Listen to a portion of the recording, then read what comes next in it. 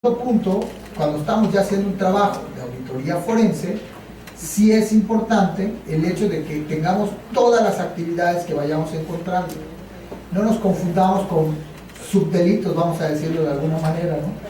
Si hay otro delito, le tenemos que hacer otro trabajo de auditoría forense, pero no distraernos. ¿Y por qué poner todas las actividades al momento que se presenten? ¿Por qué? Porque puede ir variando conforme se vaya llevando a cabo nuestra investigación. Periodo de ejecución, dada la naturaleza, no precisamos un periodo determinado de ejecución. ¿Y a qué le llamamos preciso? ¿Sí? Porque a diferencia de otros tipos de auditorías, pues yo pongo que el lunes y martes voy a revisar conciliaciones bancarias, el miércoles las cuentas por cobrar. Aquí no. Aquí sí tenemos que estimar en la planificación un periodo estimado, pero ¿por qué? Porque esto nos va a costar dinero. Cuando planificamos tenemos que identificar pues con quiénes nos vamos a auxiliar, pues como que para ver el presupuesto para pagarles, no todo es gratis, ¿no? Pero no ponemos un periodo específico. Ahora, sí es importante el tiempo y la oportunidad con que vigilemos un delito. ¿Por qué? Por la oportunidad de poder denunciarlo. Entonces, sí, claro. No, y además se puede vulnerar evidencia o esfumar. Por eso es importante que, aunque no ponemos de lunes a viernes, pero sí podemos estimar que los procedimientos, las actividades que estoy planeando, muy probablemente me lleven alrededor de mes y medio. Porque me pasa muchas veces en el sector privado, me ha pasado de que me contratan el lunes y me preguntan el martes si ya puede llevar a la cárcel a quien estamos investigando. Digo, oye, espérame, ni siquiera te he hecho la primera factura y ya me la quieres que... Sí, exacto, no es enchilado, ¿no? No es cabrito, ¿no? Eso hay que cocerlo poco a poco. Digo, para que esté ad hoc el chiste, ¿no? Es local. La relación, toda clase de ingresos que la entidad perciba. Bueno, hablando de una auditoría que tiene detalles en la cuestión de los gastos y los ingresos. Y determinadas actividades, el objetivo muy claro que deberá desarrollarse en la ejecución de un manual de auditoría forense, tomando en cuenta la naturaleza del acto ilícito. Les digo, no es una receta de cocina, pero podemos tener una metodología similar más o menos a las cédulas que estamos platicando ahorita, para tener una idea de cómo debemos actuar, qué debemos documentar, cómo debemos hacer. De hecho, esto es una metodología súper sencilla, les estoy mostrando. Obviamente hay cédulas de trabajo, papeles de trabajo, que no es el objetivo de la reunión, pero sí, pues obviamente hay papeles de trabajo de auditoría forense donde debemos dejar documentado. Esta es pues una pincelada por los tiempos que traemos. ¿De acuerdo? Muy importante, administración de anticipo, liquidación de caja, o sea, debo poner de alguna manera qué partidas vamos a ir revisando, qué cuentas tengo que ir revisando, para que de alguna manera, pues, por ejemplo, yo diga, bueno, pues de los ingresos sobre la actividad económica me voy a revisar solo los impuestos, o sobre los activos, o sobre la actividad específica que está marcada en la ley, o las donaciones que hizo solamente quien, el sector privado, o solamente los que provienen del exterior. O sea, tengo que ir segmentando cada vez más el área donde voy a estar investigando. Pero ese plan de trabajo no sería suministro también dependiendo de la denuncia o del hecho. No, claro, este es un ejemplo. Sí. O sea, ¿a qué voy? Tengo que ir reduciendo todavía más el margen de revisión, porque yo sé que el Instituto del Deporte hay un fraude, sí, pero el Instituto del Deporte tiene 35 direcciones, ¿a cuál voy? O tiene 50 parques, ¿a cuál voy? No sé si me explico. Por eso tengo que ir seccionando, hasta dejar realmente enfocado mis baterías y el desgaste de tiempo, de recursos, de personal, hacia donde realmente tenemos el detalle. Por eso, como tú bien dices, ¿no? Dependiendo del tipo del ilícito, lo voy a ir encuadrando y lo voy reduciendo, hasta lograr materializar donde se está cometiendo el delito. Porque en un momento dado, bueno, ¿de qué me va a servir analizar todo esto si los resultados? Claro, lo que sí tenemos que tomar en cuenta, y eso es lo que vimos en láminas pasadas, es la relación que puede tener con otras partidas el ilícito, o la relación de personas que pudieran estar involucradas en una red.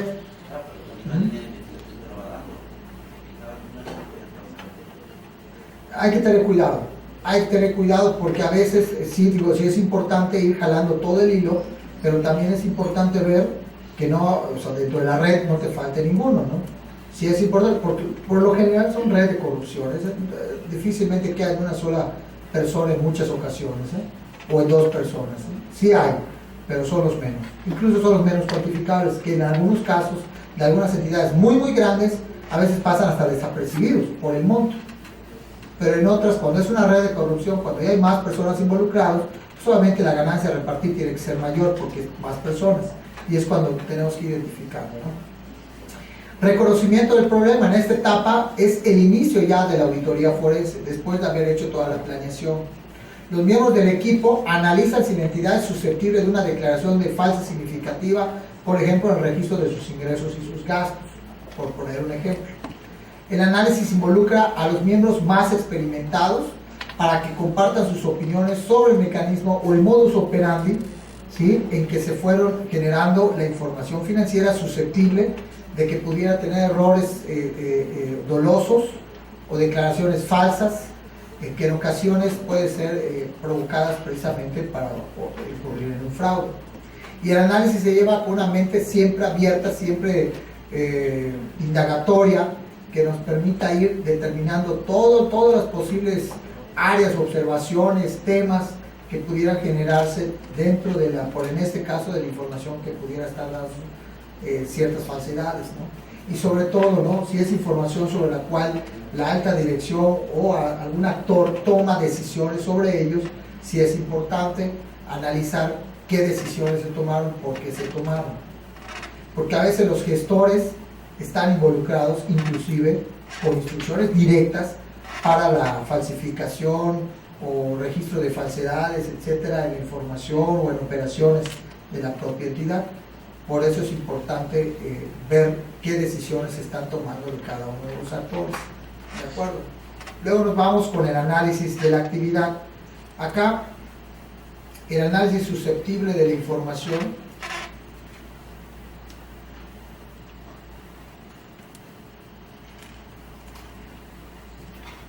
aquí muy importante, ¿no?, el intercambio de ideas.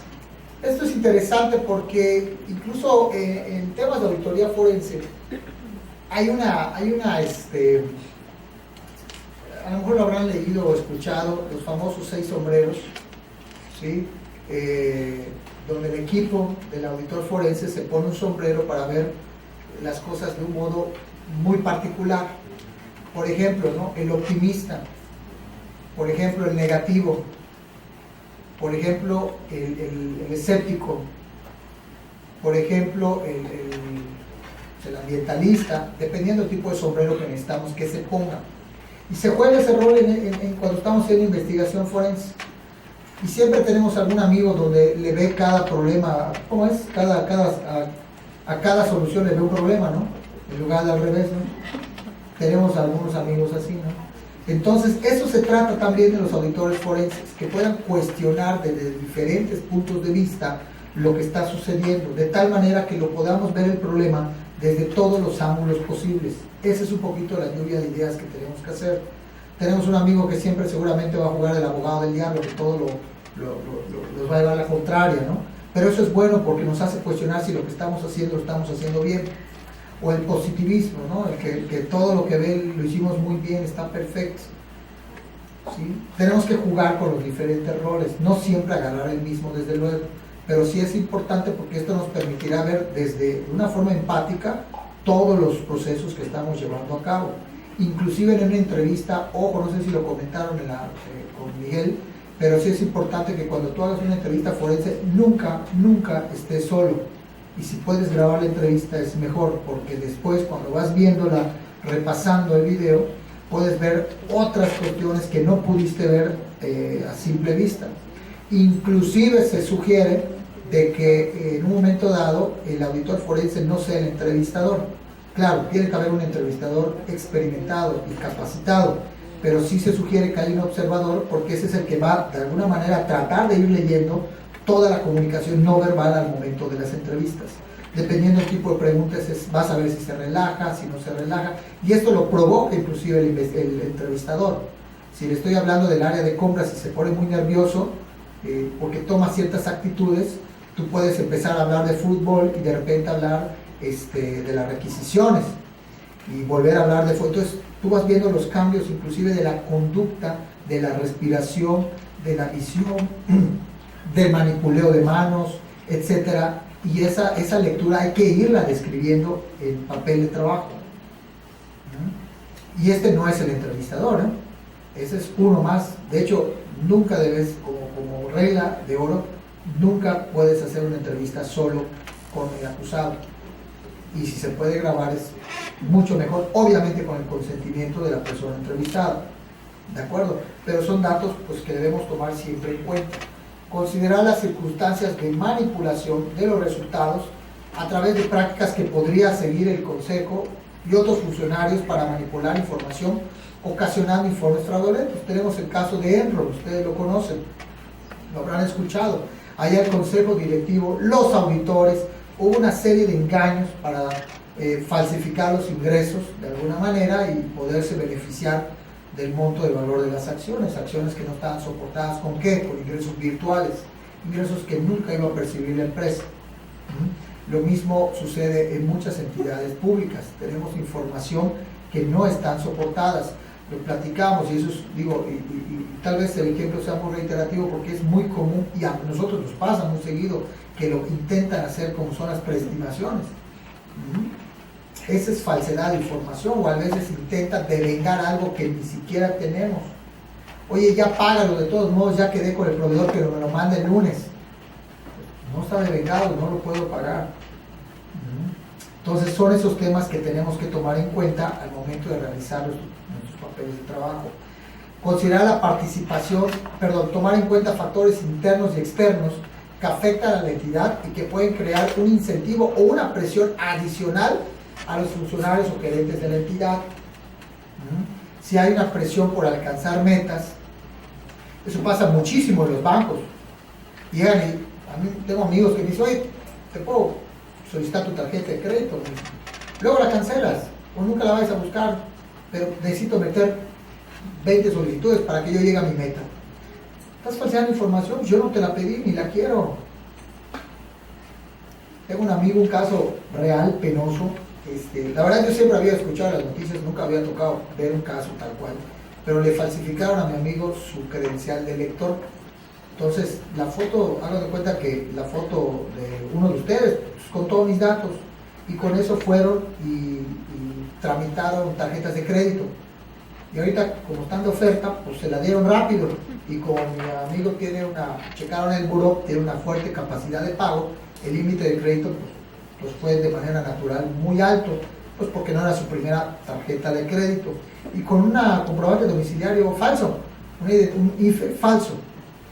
Y así tramitaron. Y se dio cuenta, ¿sí? Cuando él pide un reporte, no sé si alguien tiene la curiosidad, pero ahí ustedes pueden tramitar por 35 pesos al año un reporte de alertas en el buró de crédito. Y le llegó la alerta que ya había hecho compras arriba de 260,000 pesos en diferentes lugares. O sea, ustedes llegan, pagan con la tarjeta de crédito, está el nombre de la persona y todo, y habían robado su identidad. Además de la denuncia penal por robo, habló a la Conducef para que no sigan abriéndole más tarjetas de crédito, habló a sus otras tarjetas pues para avisar que no vayan a abrir otras. Le cancelamos las que tiene, no me las cancele, pues no quiero cancelar las que tengo, las que quiero es que cancele las que no son mías, aunque aparezca mi nombre y supuesta firma, ¿no? Así decía mi amigo, mira, esta firma como mujer, porque le pusieron la florecita, así que tengo que firmo con florecitas, dice. Pero esto pasa y le cargaron no sé cuánto, 260 más o no sé cuántas cosas. Y la verdad es que sí, el banco va a responder, pero el buró de crédito ya salió fregado porque va a aparecer con atrasos y todas esas cosas, aunque él pues no tiene ningún problema en sí con el buró. Pero son situaciones que sucedan y esos son factores que suceden en el entorno y que se van dando. Estos factores externos también implica ver a los implicados, a los funcionarios. Hay que buscar, ¿la acuerdan que platicamos del triángulo del fraude? Hay que ver cuál fue la razón por la cual lo llevó a cometer el fraude. hoy se está divorciando, tiene problemas familiares, atraviesa por una cuestión de enfermedad. ¿Qué está sucediendo?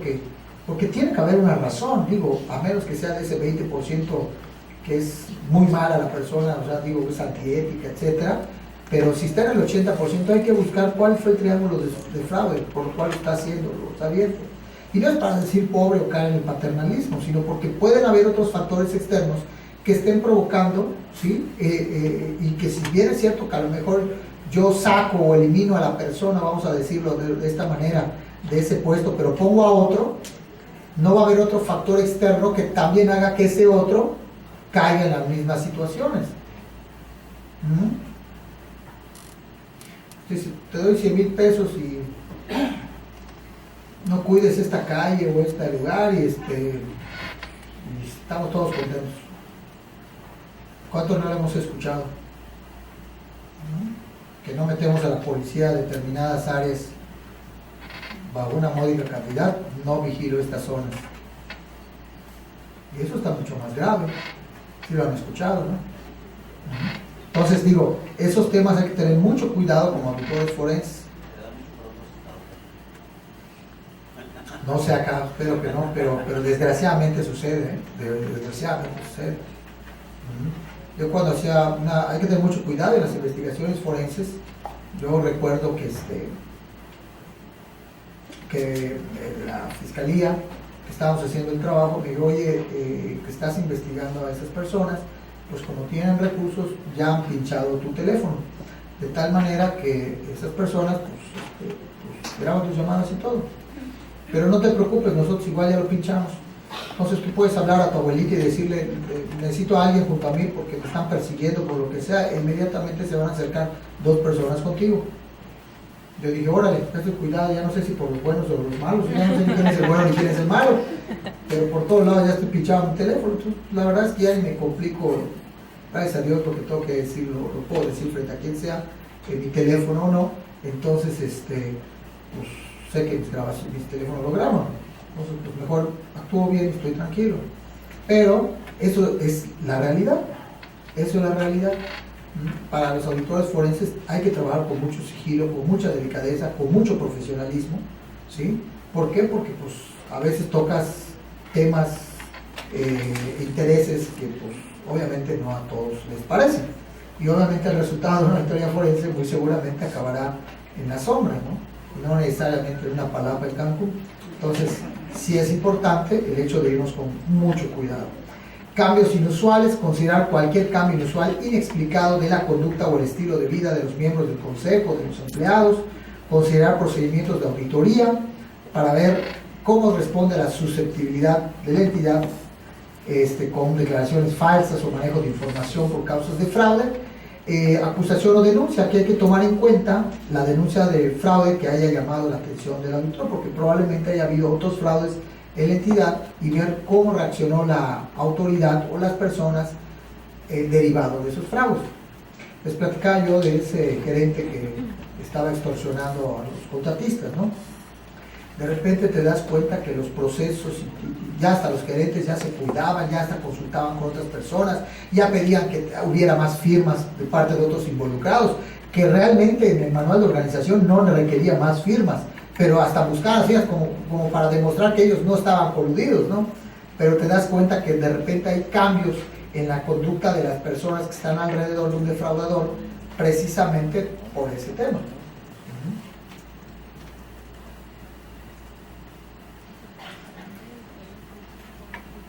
¿Dónde nos quedamos? Perdón, el formato 10 es el que vimos. No, esto no lo visto, ¿eh? Este es el análisis sobre la información financiera. Este es muy sencillo, la verdad no tiene mucha ciencia. No todos los fraudes tienen que ver con la información financiera, pero sí todos los fraudes acaban en cuestiones monetarias. ¿Por qué? Porque tenemos que tener el impacto económico de cuánto fue lo que se está dañando a la hacienda pública en el caso del sector público. Entonces sí es importante identificar un análisis financiero sobre un presupuesto asignado, sobre un ejercicio de un gasto, sobre un ingreso que se dejó de percibir, etcétera, etcétera, ¿no? De repente nos dábamos cuenta de que daban descuentos a algunos concesionarios, ¿sí? Para que hicieran determinadas actividades. Bueno, esos descuentos no tenían por qué darse, la persona no tenía las atribuciones para dar los descuentos, y los descuentos que ya había otorgado a lo largo del año ya rebasaba más de los 14 millones de pesos. Entonces no tenía las atribuciones para dar los descuentos y se vieron favorecidos. Entonces, una de dos, o se los cobras a los proveedores para que paguen por el descuento que no debiste haber dado, o reintegras tú los 14 millones, o ver por qué pasó con los 14 millones de pesos. Pero esos descuentos se daban previo gratificación por darme el descuento. Entonces yo te doy el 50% de descuento, pero tú me das una gratificación de un 20%, en realidad te estoy haciendo el 30%, pero pues, el 30 es el 30, ¿no? Pero pues el funcionario se estaba transando, digamos, en términos coloquiales, el 20%. Entonces el 20% de 14 millones de pesos, pues, está mal, ¿no?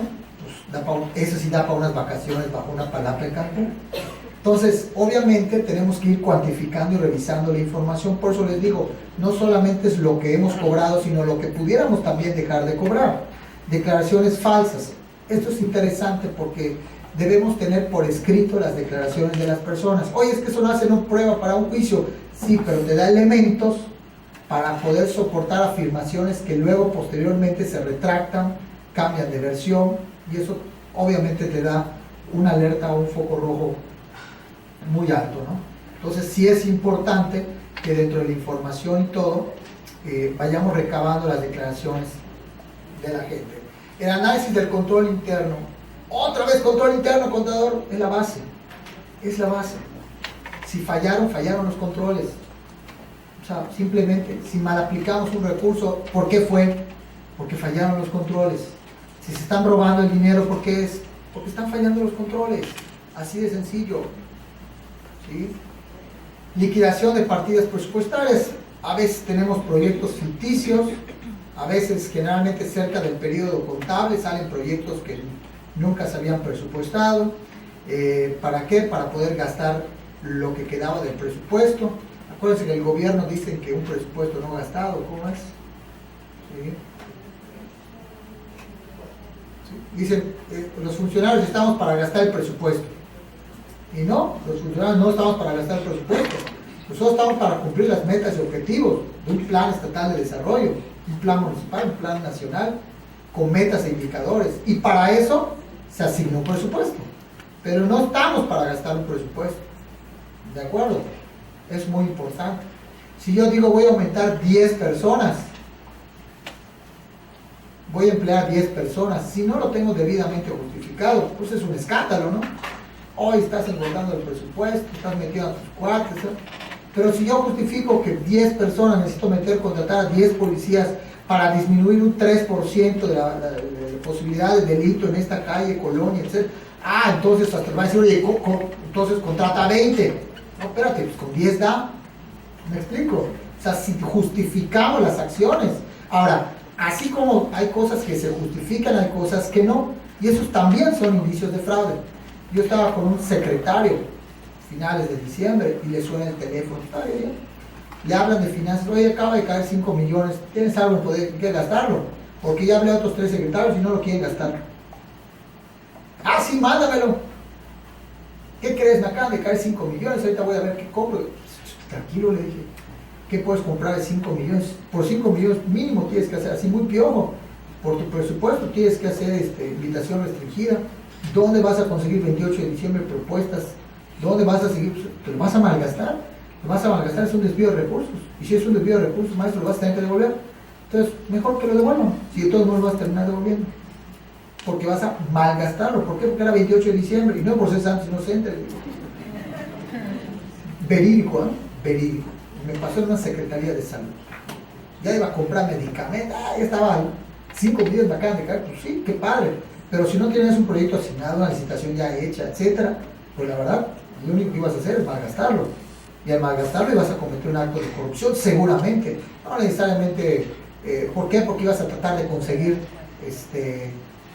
¿cómo se dice? Otras propuestas, ibas a armar algo, entonces ibas a falsear información y ya ibas a caer en un fraude. Entonces ten cuidado, le decía yo, ¿no? No, está bien, a ver, comunícame con la Hacienda, vamos a devolver el dinero, pues, que ya había llegado, ¿no? Pero eso sucede, a veces, pues sí es cierto, el dinero es escaso, lo poco que te cae lo quieres gastar, pero una cosa es gastar y otra cosa es gastarlo bien. Ajustes indebidos.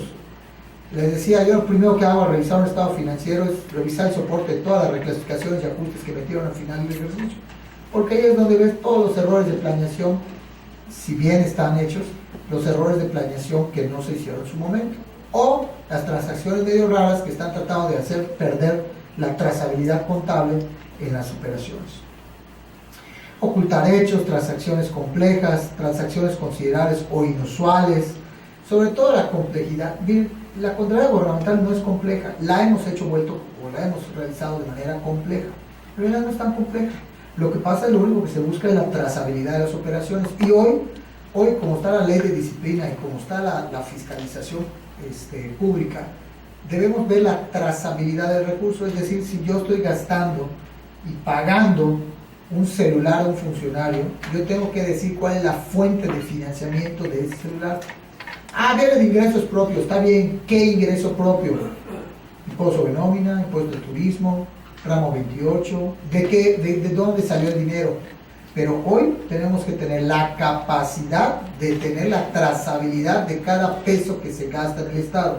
Es decir, buscar su fuente de financiamiento tiene que estar directamente relacionada al pago. Y si fue un 20% con impuesto de nómina, un 30% de impuesto de turismo, un 60% de ramo 28, y si le metí ramo 33, y si le metí ramo 11, y si le metí, ¿sí me explico? Tiene que estar plenamente identificado para efectos de fiscalización.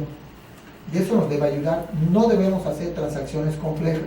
A veces licitamos una obra y le ponemos que la vamos a pagar con ingresos propios. De repente nos llega FAFEF, págala de acá, pero espérame, ¿dónde dice que lo ibas a pagar con FAFEF? Es que por flujo de efectivo no teníamos, y luego, entonces preverlo, haz una mejor planeación. Pero son detalles que tenemos que analizar al momento de estar haciendo una auditoría forense. Otro punto para platicar es el análisis del manejo de los activos. Este igual es muy sencillo, pero tenemos que ver, porque es muy recurrente el desvío de fondos por cuentas canceladas, cheques no registrados o transferencias no registradas, etcétera, ¿no? Recuerdo que en unas operaciones que estaba platicando con un amigo de una empresa, todos los redondeos no los estaba registrando, y al final del día pues no era mucho, eran como 1,100 y 200 pesos diarios por caja, de 20 cajas al mes. No manches, o sea, esa falta de control, tú mismo la estás provocando, el fraude de tus empleados. ¿Y dónde acabó ese dinero?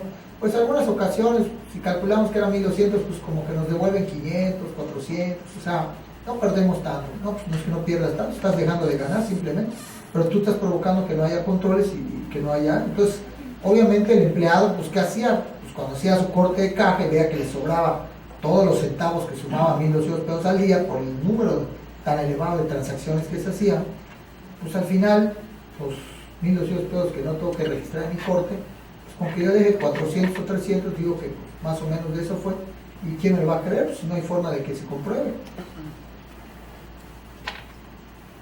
Un amigo de Miami estaba platicando, se dedica a dar mantenimientos de condominios. Lo hablan y llaman a condominios, esos que pintan y todo. Y me dice, pagaba impuestos, pagaba seguridad social a los empleados, o sea, todo bien, pero me dice, oye, quiero crecer y me gustaría llevar mejor mi negocio, administrar mejor mi negocio. Y le decía, ¿cómo lo manejas?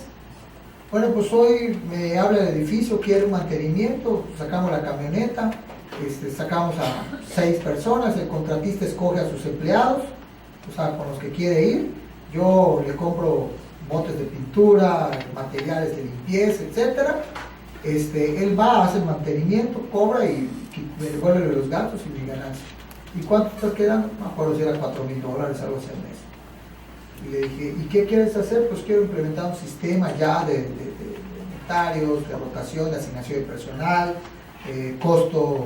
costo-beneficio, o sea, sacar un sistema de costeos, porque nunca me dan a mí si sobró, no sé, estoy inventando, es fabuloso, pues nunca me dan los restos, pues se lo quedan, o sea, yo salgo con todo el costo, ¿no?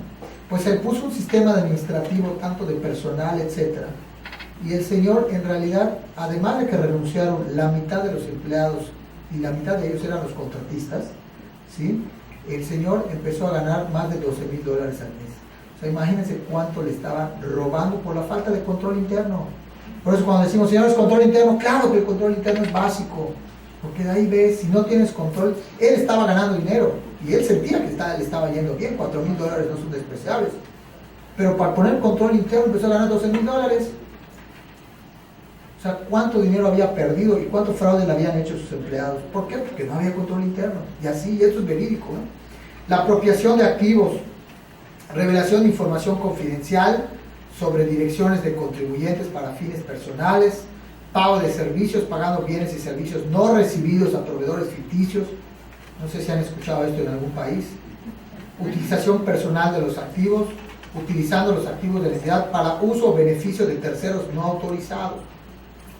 De repente tienes, oye, fulano y tal, pues tiene una flotilla de vehículos a su disposición, pues uno para el hijo, otro para la esposa, el chofer es el que va y lleva a los niños, y bueno, eso no es prestación, ¿dónde está? ¿De acuerdo? Y eso también es parte de la malversación, por eso hay que tener controles internos, porque si no, a esto estamos expuestos, a desvíos de fondo, apropiación indebida de activos, y acuérdense, el tercer delito de fraude ocupacional es falsear información financiera. ¿De acuerdo? Otro punto, ya para ir concluyendo parte de la metodología, es la matriz de riesgos. Yo tengo que cuantificar la matriz de riesgos. Por ejemplo, son ejemplos. Si tengo la administración de anticipos y no tengo garantías o fondos de actividades diferentes, a lo mejor tengo un riesgo medio, le tengo que poner controles de mitigación de riesgo, pero aún con los controles sigo teniendo un riesgo medio. No logro bajarlo, pero tampoco logro que se exponencialice, vamos a decir, el riesgo. La liquidación general de caja, falta de registro de los ingresos, registros duplicados, errores potenciales. Si yo establezco controles para administrar el riesgo, a lo mejor puedo bajar el riesgo medio a un riesgo bajo. Y eso es lo que esa matriz es la que tengo que hacer después de mi mapeo de riesgos de fraude. Identificar cuáles son las partidas susceptibles a fraude, cuáles son los riesgos a los que estoy expuesto, dependiendo de este tipo de riesgos, si es medio, alto, cómo los voy a mitigar y cuál es el resultado neto de mitigar ese riesgo. Si todavía sigue siendo alto, pues deberé tomar todavía más acciones sobre esos riesgos. Si sigue siendo medio, bueno, seguramente tendré que darle continuidad, monitoreo, supervisión continua. Pero si logro bajarlo abajo, pues bueno, me va a ser más fácil solo monitorearlo. Pero inclusive el hecho de que yo lo ponga abajo, tengo que seguir revisando que estos controles sigan vigentes.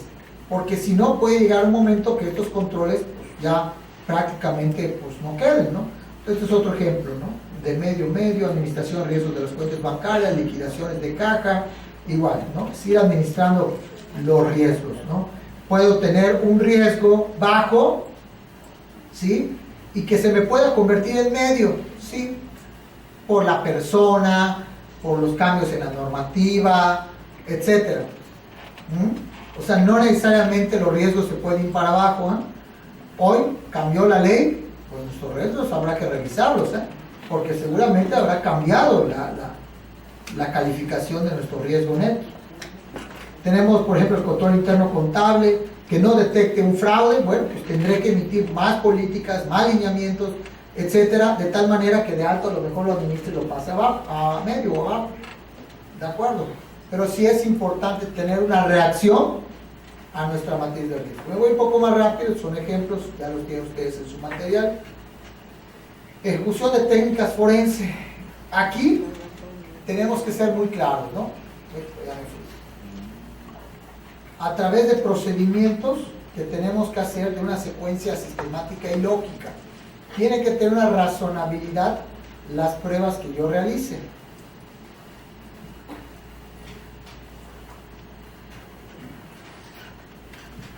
Como por ejemplo técnicas de comprobación documental, ¿sí? Desde la comprobación, es decir, si dice que 2 más 2 son 4, pues agarro mi calculadora y lo hago para ver si la operación es verídica. O la meto en una base de datos y corro un Excel, saco sumatorias. O sea, tengo que comprobar lo que dicen las operaciones. ¿De acuerdo? Documentación, tenemos que buscar la evidencia que soporta la operación que estoy de alguna manera validando. La técnica de verificación verbal es la indagación cuando el auditor, de una manera cautelosa, al momento de hacer cuestionamientos, hacer preguntas al personal de áreas involucradas sin hacerlos sentir sospechosos o culpables del fraude que se está investigando. Hay que tener mucho cuidado, mucho cuidado.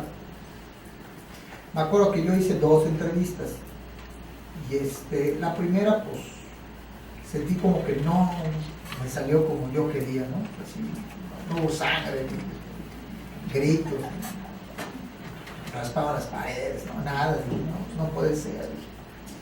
Y tenía elementos en la mano como para poder, de hecho lo tenía en la computadora y así como que era mi speech y todo, y pues que mira, así como que le mostraba y cerraba, así como que velo, que sí, pero no te lo doy todo, ¿no? O sea, así como que. Y la segunda solamente tenía algunos indicios, pero no tenía nada. Pues agarré y le dije a mi secretaria, me vas a hacer un favor, le dije, me vas a meter cajas de archivo muerto con expedientes documentales X y me vas a poner estos nombres de estas empresas en los lomos de las carpetitas blancas y me los vas a poner aquí amontonados junto a mi escritorio, algunos aquí en el librero, otros así. Y así como que de repente sueltas 2 o 3 facturas, que eran las únicas que realmente tenía evidencia, pero pues, tenía que tirar las cartas. Obviamente eso, pues, la persona que entra, pues no lo sabe, pero sí está viendo que tengo carpetas de expedientes con nombres de empresas, con nombres de compras, departamento de compras, o sea, seccionado de su área donde está investigando. Y eso ayudó y provocó al nerviosismo y al cometer errores de la persona que estaba yo entrevistando. La verdad, yo nunca le dije que era de su auditoría, yo nunca le dije que esos papeles estaban allá por él, pero él con el nerviosismo vio pues empresas conocidas, porque son las que él manejaba, sobre mi escritorio, un tambache de papeles, y arriba las únicas 2 facturas, las únicas, ¿eh?, que tenía yo evidencia, y logré el cometido de la entrevista. Logramos ver la red de corrupción, porque eran empresas que se crearon en 2000, hizo operaciones y le dimos 23 millones de pesos. En el 2001 cambió la empresa, obviamente el nombre, y le dieron 18 millones de pesos. A la siguiente, o sea, iban abriendo y cerrando empresas cada año y tenían operaciones alrededor de 20 millones de pesos. Entonces, para poder documentarlo y ver que todas estas estaban realmente involucradas, pues nos dio trabajo, pero lo logramos. Y sobre todo por torpeza y falta de pericia de delincuentes. Esa es la realidad. Entonces tenemos que tener en cuenta todos estos aspectos. Técnicas de verificación escrita. Bueno, esa, pues, análisis, conciliaciones, confirmaciones con externos, esa es muy sencilla, ¿no? Técnicas de verificación ocular, la misma observación, revisión selectiva, comparación de documentos, rastreo de evidencias, sobre controles, etc. Esta pues también la usamos mucho. Incluso te pones a ver a una persona fijamente y te pones a ver, pues, empiezas a sentir hasta nervioso el observado, ¿no? Esa es la realidad, ¿no? Entonces pues hay muchas técnicas intimidatorias en algunos casos para poder ir provocando las reacciones de los sujetos involucrados. Técnicas de auditorías asistidas por computador, esto es muy importante, les decía, herramientas, programas de cómputo, el internet, etcétera, etcétera, ¿no? Veía una película hace unos días, no sé si la han visto, se llama The Gift, en donde está en un juicio, ¿no? Está muy bonita la película, ¿no? Pero dice, no, es que yo me pasé creo que 5 años buscando a mi hija y la verdad es que no lograba encontrarla, seguro la tenían escondida, ¿no? Y le dice, a ver, pon en Google el nombre de tu hija. Lo pone y pues en uno de los resultados era ella. Y dice, pues, dime cuál fue la dificultad de encontrarla. Qué tan complejo fue que 5 años no pudiste ponerlo en Google y apareciera, ¿no? Pues lo mismo pasa con esto. De hecho, yo ayer en el estacionamiento del aeropuerto, la verdad es que me llegaron el correo con los nombres de la persona que me iba a ir a buscar, pero no se bajó la fotografía en mi correo, en mi teléfono. Pues, ¿qué creen que hice? Lo busqué en Facebook y sí estaba. Ya apareció con su hija, ya sé quién es. Entonces cuando salgo, hola Luis, ¿qué onda? Hola, me dice, ¿qué tal, contador? ¿Cómo estás? Ya la había identificado. Porque tenía su página de Facebook. Y aparecía su foto, sé que tiene una hija, estuvo tomando la cerveza el fin de semana. Bueno, hay otras actividades extracurriculares que habrá tenido en horarios no laborables, ¿no? Ahora voy a quemar, ¿no? Pero digo, no, eso voy, ¿me entienden? O sea, hay muchísimas formas de hacer investigación. Entonces, señores, hay que ser muy creativos al investigar a la gente, ¿de acuerdo?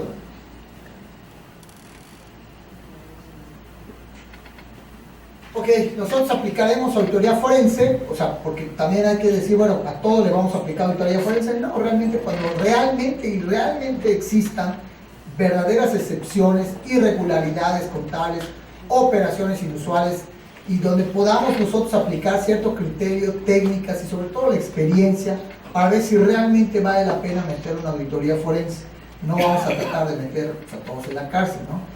Algunos solo son simplemente falta de supervisión en algunos casos, y al haber falta de supervisión a veces tenemos ausencia de licitaciones, características falsas de contratistas, registros o facturas apócrifas, compañías inexistentes. De repente vemos que tenemos la factura 1, 2, 3, 4, 5, 6, pues eso pues es inusual, ¿no? Pues si le vendes al público en general, pues como que tener las 10 facturas seguiditas está raro, ¿no? Y más si te las hago el pago en una sola exhibición o de repente te las pago en las mismas parcialidades, etcétera, ¿no? Facturas por productos o servicios no proporcionados, vuelvo a las preestimaciones, ¿no? Porque esto ya no se puede ni se debe pagar si no he recibido el servicio o el bien, o lo he recibido con muy mala calidad, y esto pasa, ¿eh? Nosotros revisamos una escuela hace unos años donde dice que la pintura iba a durar 10 años, es garantía de 10 años. Le digo, oye, pues, no llevamos ni un año y ya la pintura ya está descascarada y cayéndose. Pues aplicas tu fianza, ¿no? Para que pues de una vez, ¿no? Porque esta no fue la pintura que pagaste, y mira cuánto costó toda la pintura, o una de dos, o viene el pintor a realmente pintar con pintura de 10 años, o pues de una vez, hay que recuperar el daño. Hablamos con el proveedor y ¿qué creen? Se pintó preciosa la escuela y esperamos que esta vez todavía siga, porque no han pasado 10 años. Pero sí, son situaciones que se dan, ¿no? Por productos no recibidos, pero nosotros cobramos pintura con garantía de 10 años, y lo dice, la pintura debe durarle cuando menos 5 años, 10 años, etc. Costos inflados o sustitución por productos baratos, que es lo que estamos platicando. Obligaciones contractuales, si el contrato dice que tú hiciste pruebas de laboratorio, dame las pruebas de laboratorio. ¿Dónde están? Oye, si tú hiciste una supervisión externa, ¿dónde está la supervisión, la evidencia de que llevaste la supervisión? Oye, bitácora electrónica, la bitácora electrónica no es para que los viernes lo llenes, es bitácora en tiempo real, pues para eso es, ¿de acuerdo? Contratos que deben contar con obligaciones contractuales de responsabilidad civil o penal. A veces los mismos contratos vienen a propósito amañados, pero a propósito. Me encontré con un contrato, reglas de operación. Ustedes hagan las reglas de operación, se van al final de las reglas de operación de cualquier programa federal, van a encontrar los formatos de contrato, de convenio, de contraloría social, de comprobación, etc. Por lo general trae los pro forma, ¿no? Y solo es llenarlo con el nombre de la entidad federativa, bla, bla, bla. ¿De acuerdo? Y nos estábamos dando cuenta que se estaban haciendo unos pagos de supervisión que no le encontrábamos ni pies ni cabeza de por qué se estaban pagando. Nos vamos al contrato y dice, oye, espérame, es que el contrato sí dice que puedo pagar supervisión. Nos vamos a las reglas de operación y modificaron obviamente la estructura del formato y le agregaron dos líneas. La verdad es que si eres poco observador ni cuenta te das, pero le agregaron 2 líneas donde señala que se podrán pagar conceptos de supervisión en el ejercicio de recursos, bla, bla, bla. 2 líneas. Y le digo, oye, pero falsificaste o adulteraste convenio, hiciste algo, pero pues eso no está en las reglas de operación. ¿Quién te autorizó este convenio modificado? Es que así vino de la delegación federal. Pues vámonos más arriba. Y tú lo revisaste, y tú viste, y tú ¿por qué no te cercioraste? O tú eres cómplice, o tú participas, o sea, tenemos que hacer la evidencia y tenemos que ver, pero inclusive la manipulación de convenios o contratos es muy común en la administración pública. Y pongan que no era mucho, eran como 4 millones, pero realmente son 4 millones que no se debieron haber pagado. Y se pagaron a X persona que resultaba ser amiga de la novia del delegado. Hasta ahí llegamos. Hasta ahí llegamos. Entonces hay que tener mucho cuidado. Entre más tiempo tardemos en detectar, bueno, esta es una técnica de infiltración. No sé si vieron ustedes la película de DiCaprio y de Matt Damon que se llama Infiltrados, donde el policía juega de malo y el malo juega de policía. Pues realmente a veces lo decimos, bueno, lo hicimos en el ejemplo que les puse de aquella persona que hicimos usuario simulado para efectos de poder llevar a cabo, ¿no? Los métodos de reclutamiento, bueno, causas falsas por justificación o tender trampas, ¿sí? En este caso nosotros tendimos una trampa a la persona que estaba extorsionando y la verdad logramos agarrarlo con los 30,000 pesos en la mano al momento de estárselo exigiendo al proveedor. Eran 30,000 pesos, pero bueno, ¿sí? Hacerse pasar por un empleado, la verdad es que también hemos hecho eso infiltrados a través de dependencias donde se pone a trabajar en el área de compras, como secretario, a cubrir una suplencia por vacaciones que le diéramos para que de alguna manera podamos hacernos de información, y la verdad es que sí funciona. Claro, tiene que haber muchas piezas que engranan y hay que hacerlo muy bien para no caer, obviamente que seamos descubiertos, ¿no? Obviamente la mejor herramienta es desde luego la integridad de las personas. Si tenemos personas íntegras, pues obviamente esto disminuye el riesgo que podamos tener de un fraude. Pero bueno, ningún empleado podemos anticipar que va a caer en un riesgo potencial de fraude y que lo va a cometer. Entonces tenemos que tener cuidado, empleados, para que reporten cualquier sospecha con gente que se está apoyando o financiando algún vicio de algún empleado. Pasa muchas veces que el jefe, oye, a la hora de la salida vamos a tomar las cervezas, y vamos a tomar las cervezas, y todos los días se va a tomar la cerveza, y el jefe lo está financiando hasta el vicio, ¿no? O sea, al final algo está pasando por allá, se está potencializando riesgos. ¿Por qué? Porque al final, cuando le pide un favor al empleado que todo el día le invita a tomar las cervezas todos los días, pues seguramente va a tener que acceder a hacerlo, ¿no? Exprese gran compasión por alguna causa importante del empleado, pobrecito, su mujer lo maltrata, le pega por las noches, y no por causas amorosas. Entonces, pobre empleado, no, al empleado lo contratas para hacer actividades, para hacer, para lo cual fue contratado, para hacer su profesionalismo, su trabajo, etc. Pero no lo contrates por pobre, porque pues, es buena gente, lo contratas porque tiene que hacer una actividad profesional, así de sencillo. Ofrezca ayuda con problemas financieros, intente seducir empleados, intentar chantajear al empleado, etcétera, porque luego la misión se vuelve el objetivo. ¿De acuerdo?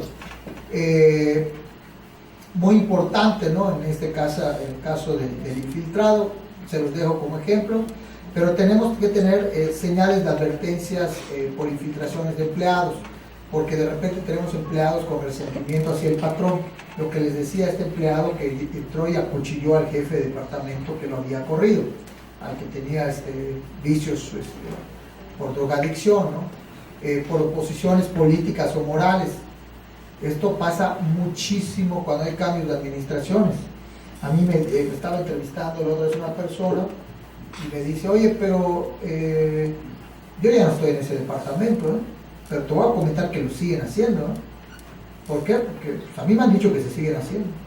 ¿Por qué? Porque toda la gente que, pues, él era el jefe, pero pues toda la gente que estaba subordinada todavía continúa hasta el día de hoy, y pues las cosas se siguen haciendo más, pero además le sueltan información a los ex jefes. Y esto pasa mucho, ¿no? Sucede mucho. ¿Cómo sabe que se siguen haciendo las cosas así? ¿Quién se lo digo? Pues alguien que está dentro de la empresa, de la entidad, de la organización.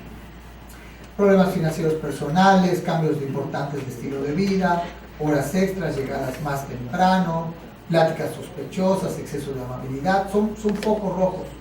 son focos rojos. Obtener información por encima de los niveles o funciones que tiene, hacer copias en discos duros de información confidencial, eso le da mucho. Ahorita, la verdad es que con el Bluetooth necesitas poner un cable para pasar un archivo de otro. O con el WhatsApp ya puedes tomar la fotografía o el PDF y mandarlo inmediatamente, ¿no? Entonces es algo muy común ya que se está dando, ¿no? Y bueno, tenemos una serie de cuestiones, de advertencias que se pueden ir dando en la infiltración, ¿no? Y esto es muy común, ¿eh? Estas cuestiones de infiltración se da muchísimo en las entidades públicas, como no tienen idea, ¿no?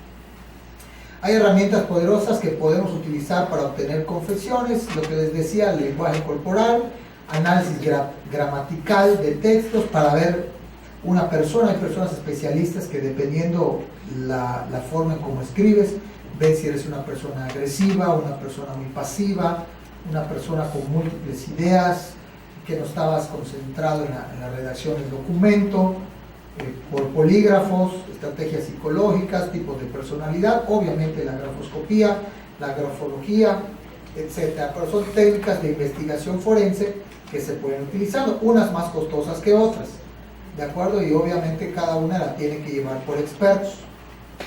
La verdad es que yo tomé un curso en estos y dije, voy a empezar por lo más práctico, voy a empezar con mis hijos. Y pues, la verdad es que obtuve confesiones de delitos de quebradas de platos,